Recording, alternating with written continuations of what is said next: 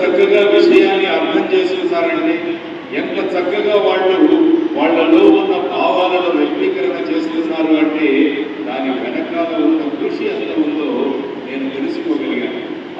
అక్కడి నుంచి మొత్తం ఇక్కడి వరకు ప్రతి ఒక్క పిల్లల మనస్సులు, పిల్లల యొక్క వదనాల్లో చక్కని ఆనందం కనబడుతుంది. కానీ ఎక్కడా కూడా నాకు స్ట్రెస్ కనపడలేదు. ఎందుకంటే నేను చాలా స్కూల్స్కి వెళ్తుంటాను, కానీ పిల్లలు చాలా స్ట్రెస్లో ఉంటారు. కానీ ఇక్కడ పిల్లలు ప్రతి ఒక్కరు కూడా చిరునవ్వుతో ఉన్నారు.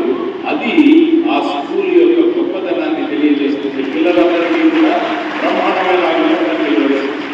చాలా చక్కగా చేశారు, చాలా చక్కగా ప్రతి విషయాన్ని వర్ణించారు.